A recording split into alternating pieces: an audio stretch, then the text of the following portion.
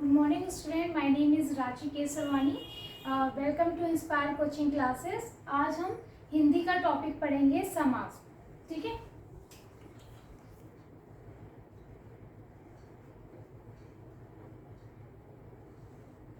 समास दो शब्दों से मिलकर बना होता है. सम प्लस आस.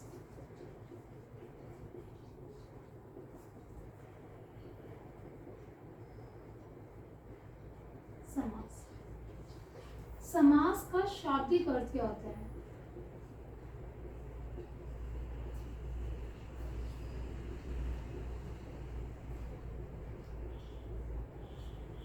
संक्षेपीकरण.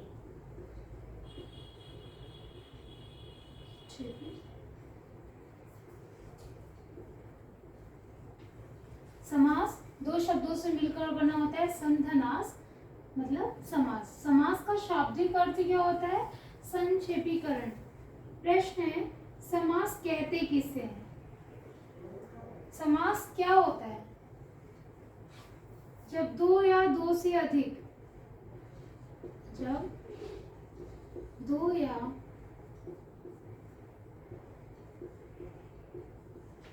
दो से अधिक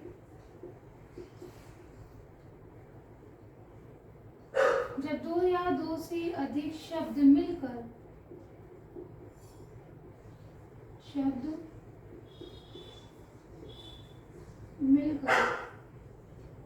एक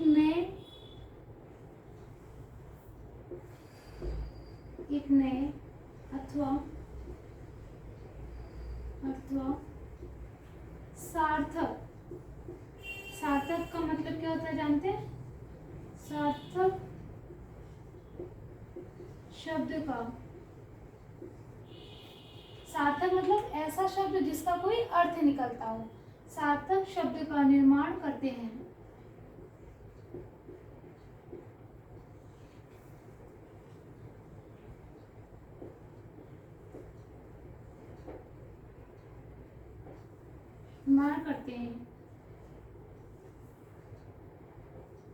करते हैं उसे समास कहते हैं. उसे क्या कहते हैं? समास कहते हैं.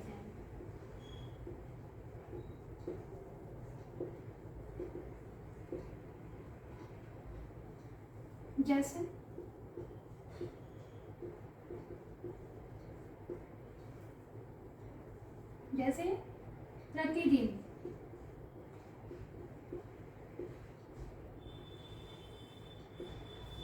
प्रतिदिन समास है या नहीं है? तो प्रतिदिन का क्या होता है? प्रतिधन दिन. प्रतिदिन. अभी देखिएगा कैसे समास की डिफिनेशन. कुछ भी हिंदी में याद नहीं करना होता है, सिर्फ समझिए इसमें. जब दो या दो से अधिक शब्द, दो या दो से अधिक शब्द क्या करते हैं? मिलकर. ऐड हो रहा है मतलब मिल रहे हैं. मिलकर क्या होते हैं? एक नए शब्द का, एक नए अथवा सार्थक शब्द का निर्माण करते हैं. उसे क्या कहते हैं? समास कहते हैं. उसे क्या कहते हैं? समास कहते हैं. समास का विलोम क्या होता है? समास का विलोम किसे कहते हैं? व्यास विग्रह.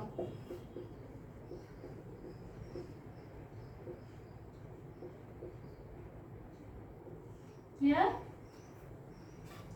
समास क्या है? समास दो शब्दों से मिलकर बना होता है. संधनास समास.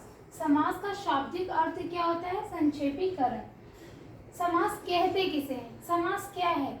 जब दो या दो से अधिक शब्द मिलकर एक नए अथवा सार्थक शब्द का निर्माण करते हैं, उसे हम समास कहते हैं. जब दो या दो से अधिक शब्द मिलकर एक सार्थक शब्द या नए शब्द का निर्माण करते हैं, उसे हम समास कहते हैं. समास का विलोम किसे कहा जाता है? व्यास या विग्रह को कहा जाता है.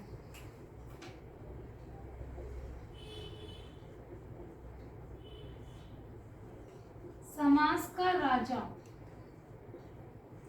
समास का राजा किसे कहा जाता है?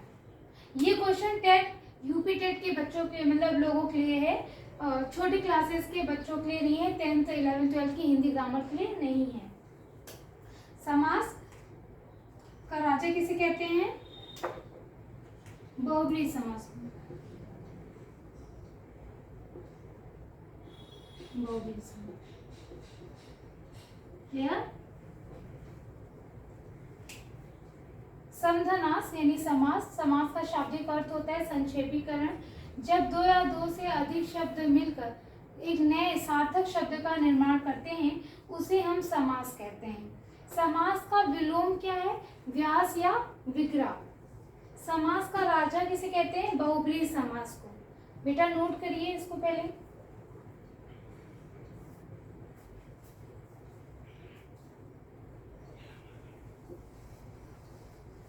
नोट कर लिया होगा आई थिंक।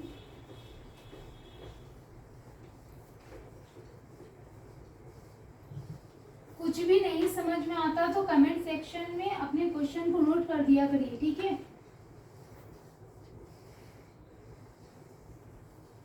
क्लियर? समास का शाब्दिक अर्थ आ गया।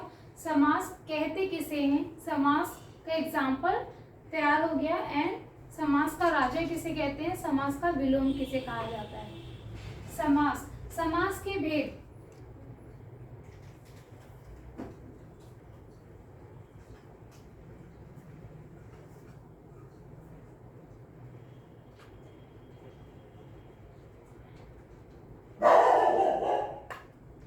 समास का भेद,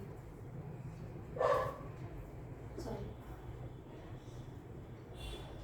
समास कितने प्रकार के होते हैं? देखिए, मास, मास मतलब क्या होता है? महीना। कितने महीने होते हैं? 12। 12 को आप 2 से भाग दे दोगे कितना आ जाएगा? 6। तो समास के कितने भेद होते हैं?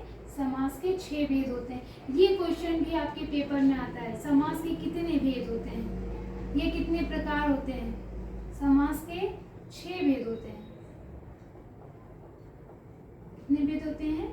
6 भेद होते हैं। पहला अव्ययी भाव समास।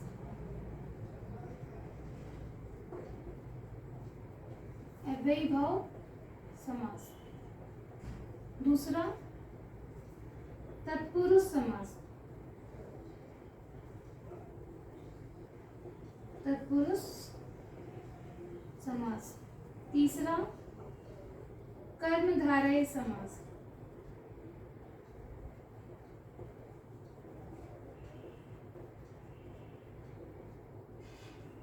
फोर्थ बहुब्रीहि समास, जिसे आप क्या कहते हैं? समास का राजा कहते हैं।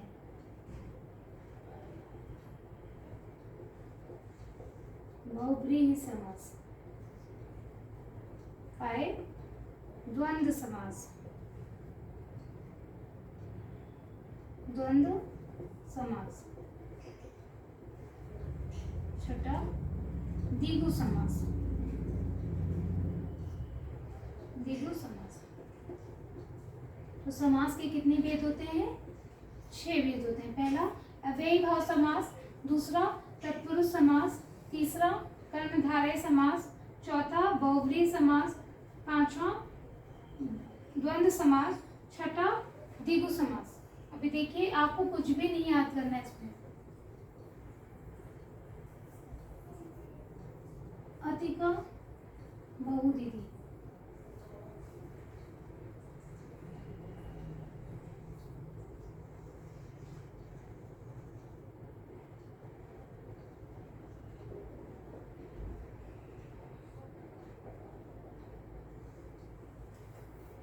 अतिका बहुदीदी।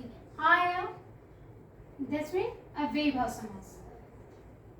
अतिका तत्पुरुष समास, का कर्मधारय समास, बहु बहुब्रीहि समास, द यानी द्वंद्व समास, दि यानी द्विगु समास। अतिका बहुदीदी याद हो गया? अतिका बहुदीदी, ये पहला पहला आप शब्द अक्षर लोगे उससे पूरा एक समास बन जाएगा। तो आपको समास में कुछ भी याद करने की जरूरत नहीं है। हम लोग ये पढ़ लिए समास कहते किसे हैं, समास के उदाहरण क्या हैं, समास का शाब्दिक अर्थ क्या होता है।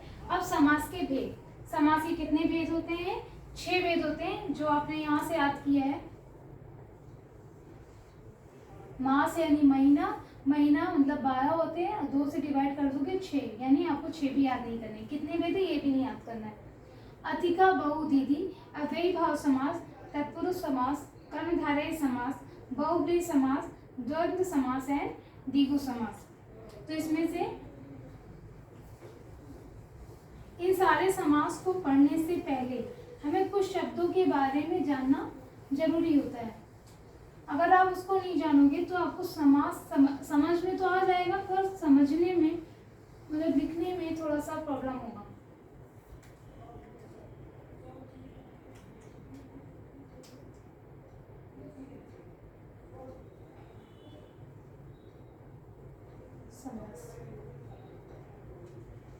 पहला क्वेश्चन कि पूर्व पद क्या होता है।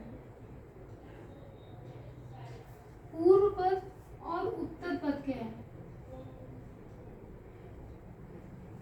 पूर्व पद यानी जो पहले आया है,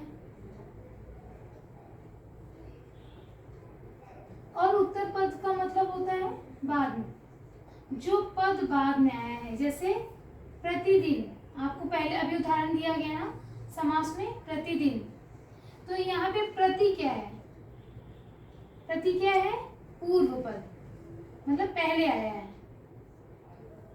और दूसरा वर्ड क्या है, दिन, दिन क्या है, उत्तर वर्ड पद, यानी ऐसा पद जो पहले आया है उसे हम कहेंगे पूर्व पद, और जो बाद में आया होता है उसे हम क्या बोलते हैं, उत्तर पद। ऐसे ही कुछ चीज आपको जानना चाहिए। प्रधान अप्रधान क्या होता है। प्रधान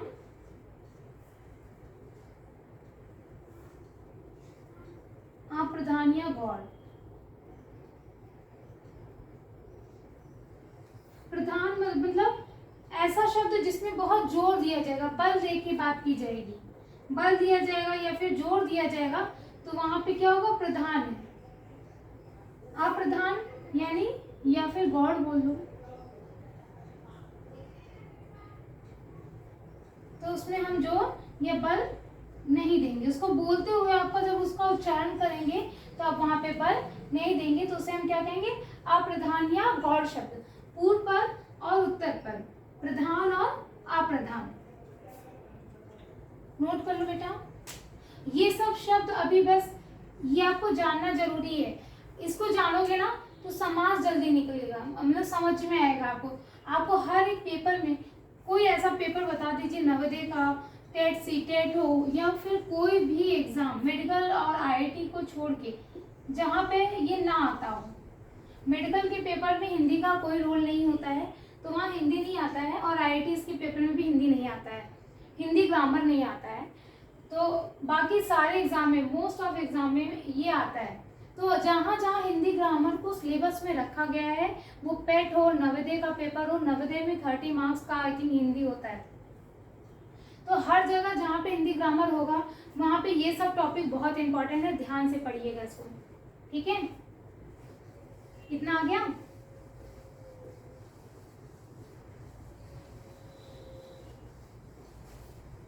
चलिए पहला समास आज हम लोग पढ़ लेते हैं। अभी आप देखिएगा कि जो अभी आपको बताया गया है, पूर्व पद, उत्तर पद, ये कैसे आपके लिए इतना इम्पोर्टेंट है।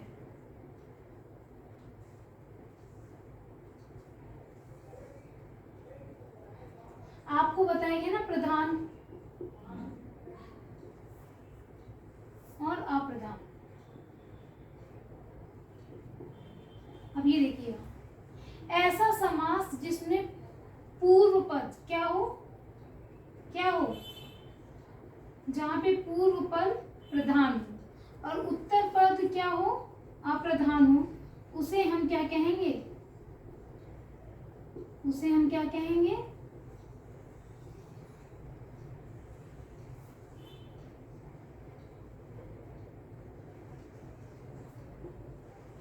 उसे हम अव्ययी भाव समास कहेंगे।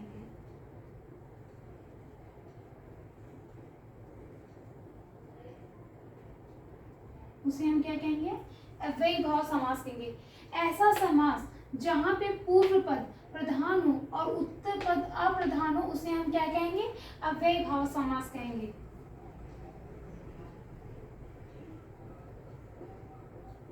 तो आपसे कह दें अव्ययी भाव समास क्या होता है, या फिर कह दें समास में 6 भेद में से 4 भेद के बारे में परिभाषा लिखिए, उदाहरण बताइए। ऐसा समास तो याद नहीं करना, बस एक बार समझ लो, याद हो जाएगा। ऐसा समास पूर्व पद प्रधान हो, पूर्व पद प्रधान,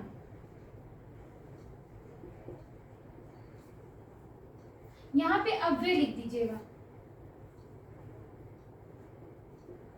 अभी आपको बताएंगे अव्यय क्या होता है। प्रधान, ऐसा समास जिसमें पूर्व पद प्रधान ये अव्यय हो तो उसे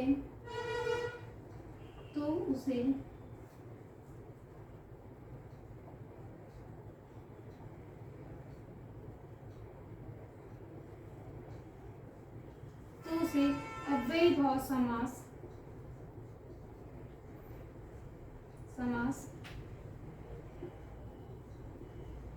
कहते हैं। ठीक है, अभी देखिएगा अव्यय यहाँ क्यों डाला गया है। जैसे पहले इतना नोट कर लीजिए, फिर आपको जैसे बताते हैं। एक एग्जाम्पल समझ लीजिए। जैसे आपको भी दिया गया था प्रतिदिन, जैसे प्रतिदिन में क्या हो रहा है, ये प्रति जो आ रहा है ये क्या है? अव्यय है। और इसमें जोर दिया जा रहा है नहीं, प्रतिदिन मतलब डेली आना है, मतलब दिन दिन।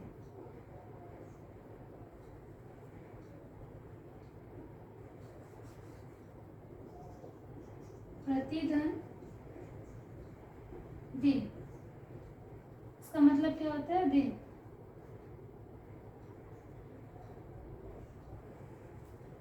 अनुरूप, पहला एग्जाम्पल, दूसरा एग्जाम्पल। चलिए इतना नोट कर लीजिए, आगे इसकी बताते हैं। अव्ययी भाव समास किसे कहते हैं? जहाँ पे पहला पूर्व पद क्या हो? प्रधान हो। दूसरा पद यानी उत्तर पद क्या हो? अप्रधान। पूर्व पद क्या है? जो पहले आता है। उत्तर पद क्या है? जो बाद में आता है। तो उत्तर पद अप्रधान हो उसे हम अव्ययी भाव समास कहते हैं। ऐसा समास जिसमें पूर्व पद अव्यय हो उसे हम अव्ययी भाव समास कहते हैं। जैसे प्रतिदिन, प्रति क्या है? अव्यय है। बहुत से एग्जाम्पल में जो आपको बताया गया, जैसे केंद्रीय विद्यालय या फिर टेट सीटेट, वहां पे चार उदाहरण दे देंगे, फिर पूछेंगे कौन सा समास है। तो जहां पर भी आपको अव्यय दिख जाए तो समझ जाइएगा तो वो अव्ययी भाव समास है। ठीक है, थोड़ा सा और एग्जाम्पल देखते हैं ताकि आपको चीजें क्लियर हो जाएं और याद ना करनी पड़े। एक बार समझ लोगे ना, कभी याद नहीं करना पड़ेगा। और अगर रट्टा मारोगे तो फिर याद ही करना पड़ेगा।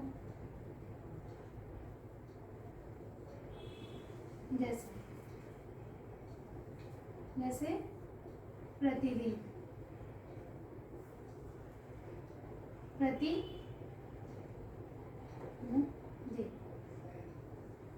जैसे आमरण, आधन मरण। अच्छा, आमरण का मतलब क्या होता है?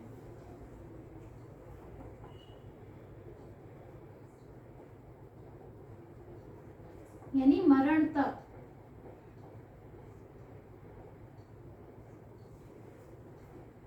अनुरूप,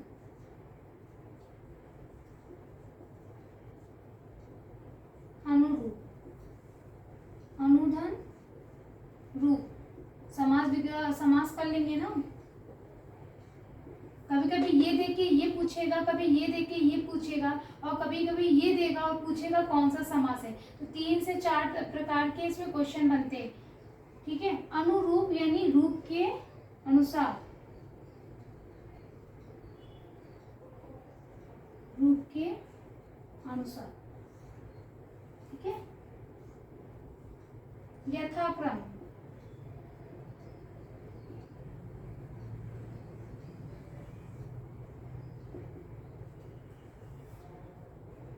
यथाक्रम, ये केवल समझने के लिए आपको लिखाया जा रहा, मतलब बताया जा रहा है, अदरवाइज इसमें इसका बहुत ज्यादा रोल नहीं है। यथाक्रम यानी क्रम के अनुसार, सब में देखिए पहले क्या आ रहा है, ये अव्यय है, ये अव्यय है, पहला पद क्या हो रहा है, प्रधान हो रहा है, सब में क्या आ रहा है, अव्यय आ रहा है। तो अब 4 दे देंगे, पूछेंगे प्रतिदिन आमरण अनुरूप यथाक्रम, इसमें से कौन सा मास है, तो बता लोगे, समझ गए, अव्ययभाव समास। अगर ये चीजें नहीं भी आती है ना तो कोई बात नहीं, बच्चा परेशान नहीं हो, अगर नहीं आता है तो नहीं, मतलब उसका कोई ज्यादा रोल नहीं है, आपको सिर्फ पहचानना है, डिफिनीशन लिखनी होगी या फिर एग्जाम्पल देना होगा। क्लियर? आप बताओ, भरपेट, भरपेट, ये क्वेश्चन है, इसमें कौन सा समास है? कमेंट सेक्शन में ये बताइएगा ये कौन सा समास है, ठीक है। चलिए, समझ में आ गया? और कुछ भी नहीं आए कमेंट सेक्शन में पूछ लिया करिए। आपको ये क्वेश्चन बताना है कि भरपेट में कौन सा समास है तो कौन सा है, आपको रीजन के साथ लिखना होगा, ठीक है। क्वेश्चन नोट कर लिया? चलिए,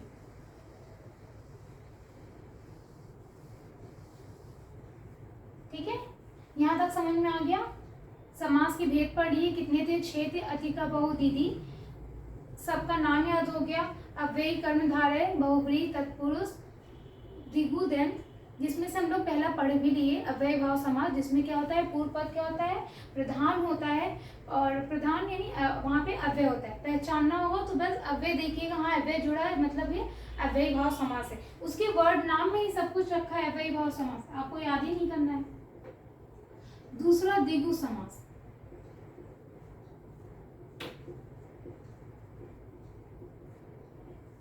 द्विगु समास, पूर्व पद और उत्तर पद,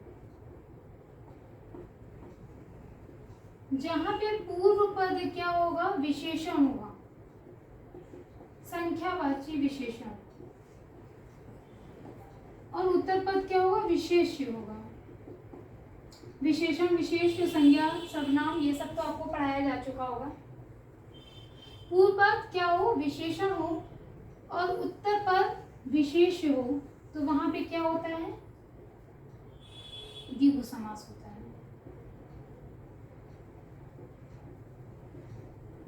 अच्छा, बहुत से बच्चों को विशेषण ही नहीं आता, क्या होता है विशेषण, यहाँ पे लेकिन संख्यावाची विशेषण की बात हो रही है, संख्यावाची विशेषण, ठीक है। वैसे विशेषण किसे कहते हैं, विशेषण किसे कहते हैं,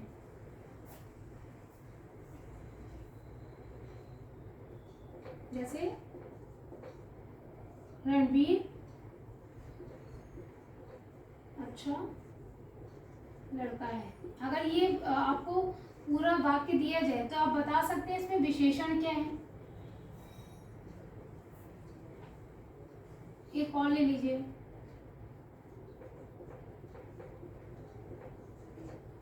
आलिया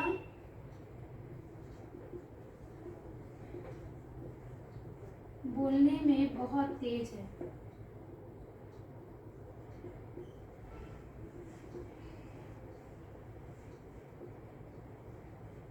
या फिर ऐसे बोलिए,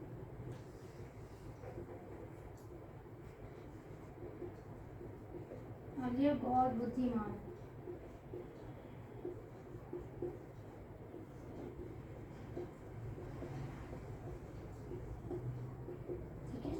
ये विशेषण की बात हो रही है, यहाँ पे संज्ञावाची हम विशेषण की अभी बात नहीं कर रहे हैं।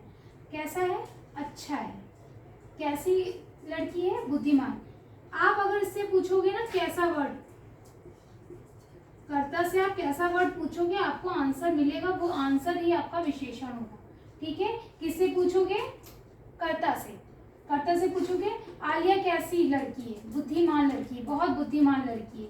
रणवीर कैसा लड़का है? अच्छा लड़का है। ठीक है, कैसा वर्ड जो आएगा, कैसा आप कर्ता से पूछ लोगे तो आपको क्या मिल जाएगा? विशेषण मिल जाएगा। ठीक है, ये विशेषण की बात थी। यहाँ पे अभी हम संज्ञावाची विशेषण की बात नहीं कर रहे हैं। ये थोड़ा सा बताना था कि मतलब हाँ विशेषण होता क्या है। तो चलिए संज्ञावाची विशेषण देख लेते हैं हम लोग।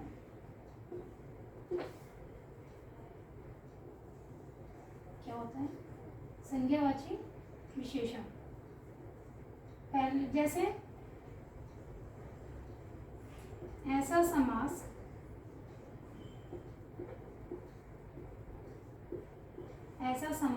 जिसमें पूर्व पद क्या हो? संख्यावाची विशेषण हो। संख्यावाची विशेषण हो।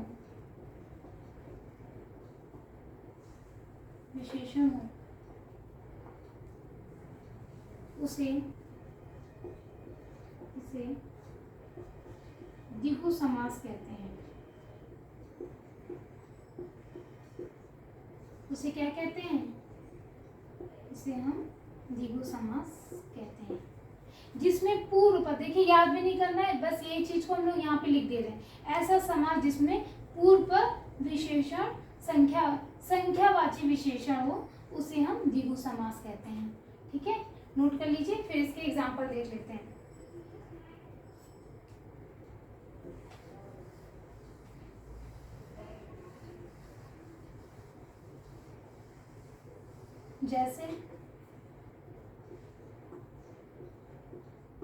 जैसे सत्ता,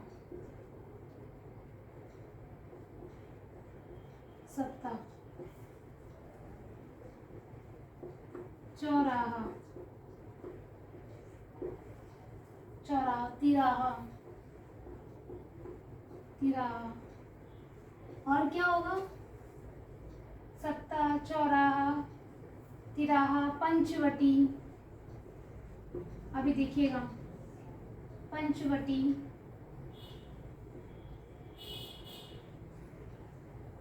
आपको ये बताना है कि क्या शताब्दी द्विगु समास है या नहीं। ठीक है, ये आपका होमवर्क है, यहां तक देखेंगे। सप्ताह में देखिए आया है गिनती 7, चौराहा 4, तिराहा 3, पंचवटी 5। तो सब में गिनती आई है। जहां पे गिनती आएगी वहां पे कौन सा समास होगा? द्विगु समास। आपको बताया गया था ना विशेषण संख्यावाची होना चाहिए, जहां पे संख्या से रिलेटेड होगा वो द्विगु समास है। ऐसे भी याद कर सकते हो, द्विगु लिखते वक्त गा आता है, तो वहां पे आप थोड़ा सा माइंड में ऐसे बैठा लो कि गा मतलब गिनती, तो जिसमें भी गिनती आ जाएगी वो द्विगु समास हो जाएगा। अब एक क्वेश्चन दे रहे हैं आपको, जैसे यही वाला है, शताब्दी में, क्वेश्चन आपके पेपर में ऐसे ही आएगा, में कौन सा समास है, कौन सा, या फिर यहाँ पे कुछ भी हो सकता है, ये क्वेश्चन बनाया जा रहा है यहाँ पे, लेकिन पेपर में ऐसे कौन सा समास होता है, तो आपको आंसर देना होगा। और यहाँ पे 4 एग्जाम्पल दिए रहेंगे। अव्ययी भाव समास, दूसरा है तत्पुरुष समास, तीसरा, चौथा, यहाँ पे लिखा रहेगा द्विगु समास, यहाँ पे क्या लिखा रहेगा? द्वंद्व समास। तो आपको ये बताना है इसमें से कौन सा वाला ऑप्शन सही है, इसको कमेंट सेक्शन में इसका आंसर दीजिएगा। वीडियो देखिएगा, समझिएगा, जितना पढ़ाया गया है उसी में से आंसर है। पहले वाले का भी क्वेश्चन का आंसर कमेंट सेक्शन में दीजिए, और इसका भी। आपके पेपर में क्वेश्चन ऐसे ही आने वाला है। यहाँ पे बस शब्द चेंज कर देंगे, पूछेंगे कौन सा समास है, यहाँ पे समास दे देंगे, पूछेंगे इसमें से कौन सा समास है। तो अव्यय भाव में पहला शॉर्ट ट्रिक्स क्या था कि अव्यय रहेगा, द्विगु में क्या रहेगा, गिनती रहेगी। बस जिसमें जो रहता है वो कुछ याद ही नहीं करना, उसमें मतलब वो वर्ड देखिए उस समास में ऑलरेडी दिया हुआ तो आपको याद नहीं करना होता है। ठीक है, क्वेश्चन नोट कर लीजिए और क्वेश्चन का आंसर देखने के बाद कमेंट सेक्शन में दीजिए। ठीक है,